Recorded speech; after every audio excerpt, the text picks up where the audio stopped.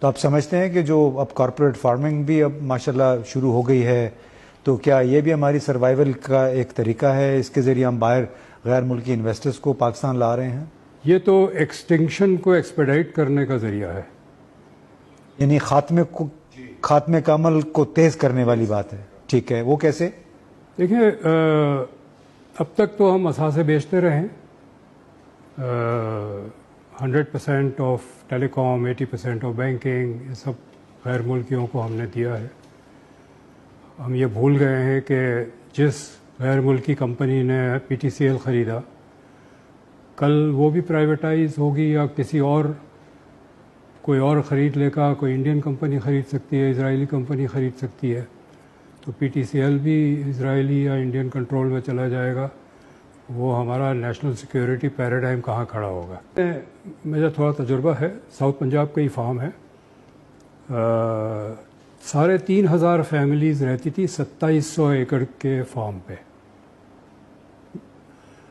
وہ سب کو فارغ کر دیا گیا اور اس کو ایک کارپوریٹ فارم بنا دیا گیا. یہ ایکچوئل موجودہ کیس ہے. اس میں 300 مزدور کام کرتے ہیں پرماننٹ، اور مزید 500 جو ہے وہ سیزنل ہے، ہارویسٹنگ کے وقت بلا لیتے ہیں، کسی اور وقت بلا لیتے ہیں. سو ٹوٹل امپلائمنٹ 800 ہے، اس میں سے 300 پرماننٹ ہے اور 500 سیزنل ہے. 3,500 فیملیز. اور یعنی فیملیز کا مطلب ہے کہ کم از کم 6-7 افراد ہوں گے ایک گھرانے میں، تو وہ سب فارغ. ان میں سے صرف 800 لوگوں کو رکھا، وہ بھی 300 ان میں سے. تو یعنی بڑا خوفناک اثر ہوگا اس کا روزگار کی صورتحال پہ.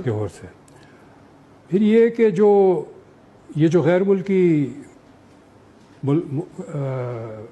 ہے جنہوں نے جس کا تجربہ افریقہ میں ہے اسی طرح سے پارٹنرشپ کرنے کا، تو وہ کیا کرتے ہیں کہ جو پروڈیوس ہے وہ گارنٹیڈ ہوتی ہے for export to the home country.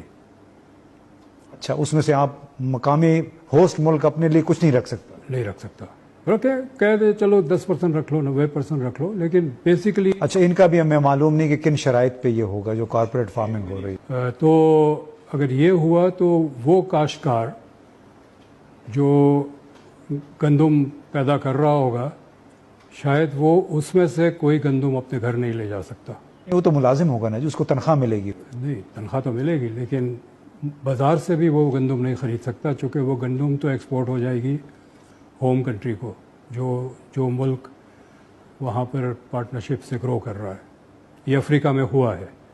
پھر یہ ہے کہ وہ چیزیں کاشت کی جاتی ہے جو لوکل یوز میں ہوتی نہیں ہے. جو ہوم کنٹری ہے وہاں اس کی مانگ ہے، وہاں ان کا جو ٹیسٹ ہے کھانے کا اس حساب سے اس کی ضرورت ہے، تو وہ گرو ہوتا ہے. لیکن جس ملک میں وہ گرو کرتے ہیں وہاں اس کی ڈیمانڈ نہیں ہے، تو آپ کا کراپنگ پیٹرن بدل دیا گیا.